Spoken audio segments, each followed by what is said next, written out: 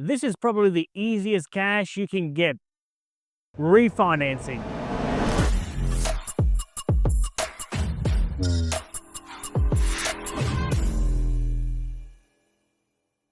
Let's talk refinancing in Australia. What does it mean? As you know, everyone, I'm George Samios. I'm a mortgage broker and I break things down simply for you to understand. So refinancing in a simple term is moving from one lender to another lender, from CommBank to NAB to Westpac to Macquarie. Switching from one lender to another is called refinancing. Why would you want to refinance? There's a multitude of reasons why people in Australia refinance. The most common one would be to get a better deal, to save money. Let's say you've been with the same bank for 10 years and they're not doing you any favors. In fact, you're actually on a really bad rate for being loyal. I call it loyalty tax. So let's say hypothetically you're paying 6% and you've seen that you can get a better deal with another lender at 5%. You're going to save 1%.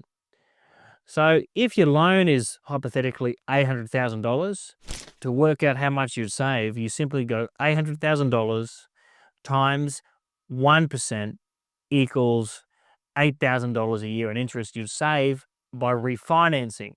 That is probably the most common reason people refinance. The second reason people refinance is to access their equity. Access their equity for home improvements, to purchase a car, to consolidate some debt like credit card debt or personal loans.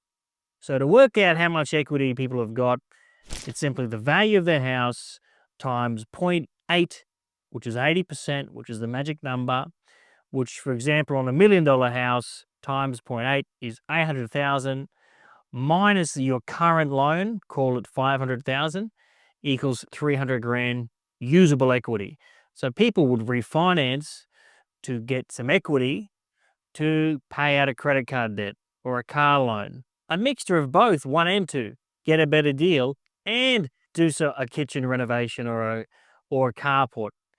The third reason is people want to access their equity to buy another investment property. So you can use that usable equity and borrow 100% plus fees on an investment property. And so we've done plenty of videos on this, and this is how people are using their equity to buy investment properties. Things to consider when refinancing are exit fees and costs. So when you go to one lender to another lender, your current lender usually will charge you a discharge fee. A discharge fee is usually $350 to $400.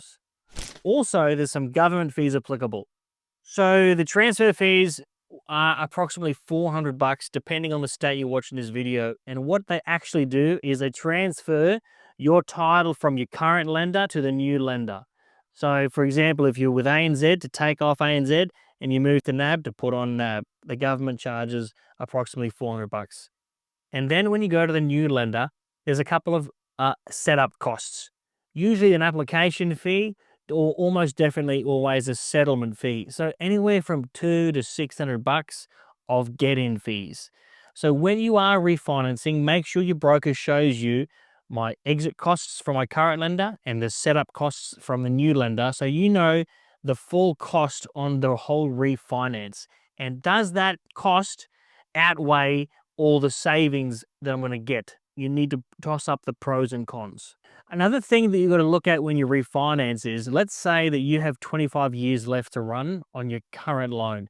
When you go to the new lender because they're giving you a better deal or you want to access some of that equity, be sure to confirm that your loan term is going to be the same.